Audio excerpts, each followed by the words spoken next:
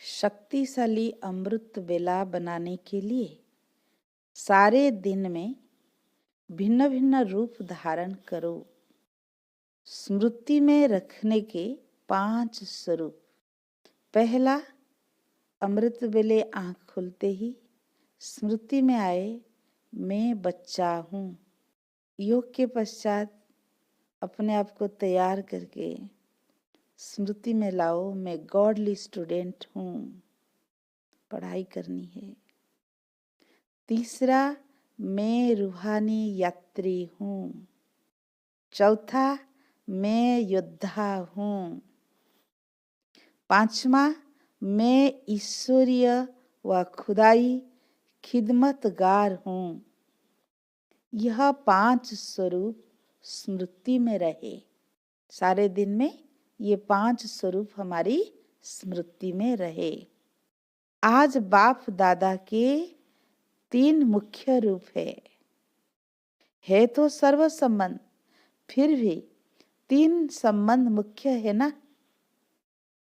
ऐसे ही सारे दिन के अंदर आपके भी मुख्य 3 रूप आपको याद रहने चाहिए।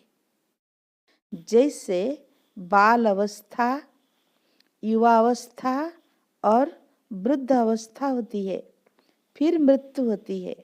यह चक्र चलता है ना। तो सारे दिन में 3 रूप कौन से याद रहे, जिससे स्मृति भी सहज रहे और सफलता भी ज्यादा हो। जैसे बाप के यह 3 रूप वर्णन करते हो, बाप, टीचर, सतगुरु, वैसे ही आपके 3 रूप कौन से हैं। सवेरे सवेरे अमृत वेले जब उठते हो और याद की यात्रा में रहते हो, वह रूह रिहान करते हो, तो उस समय का रूप कौन सा होता है? बालक सो मालिक। जब रूह रिहान करते हो तो बालक रूप याद रहता है ना। और जब याद की यात्रा के अनुभव रूप बन जाते हो तो मालिकपन का रूप होता है। अमृत वेले होता है बालक सो मालिक का रूप। फिर कौन सा रूप होता है? Godly student life. फिर तीसरा रूप है सेवा का रूप। यह तीनों रूप सारे दिन में धारण करते, कर्तव्य करते चलते हो। और रात को फिर कौन सा रूप होता है? अंत में रात को सोते समय की स्थिति होती है अपने को चेक करने की, और साथ साथ अपने को वाणी से परे ले जाने वाली स्थिति भी होती है।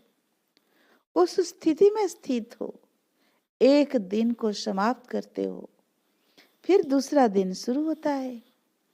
तो वह स्थिति ऐसी होनी चाहिए जैसे नींद में इस दुनिया की कोई भी बात, कोई भी आवाज, कोई भी आकर्षण नहीं होता है। शाम के समय याद की यात्रा में जरूर रहो। शाम के समय भी 6:30 से 7:30 तक यह समय विशेष अच्छा होता है। जैसे अमृत वेले का सतोगुणी टाइम होता है, वैसे यह शाम का टाइम भी सतोगुणी है। शेर पर भी इसी टाइम निकलते हैं। रोज रात्रि को अपना पोतामेल चेक करो।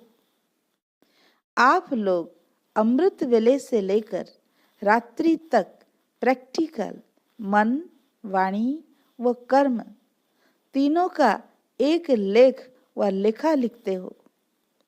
रात्रि को रोज अपनी प्रैक्टिकल नोंद व लेखनी को चेक करो कि वह कितनी समर्थ रही और कितनी व्यर्थ रही। अच्छा, ओम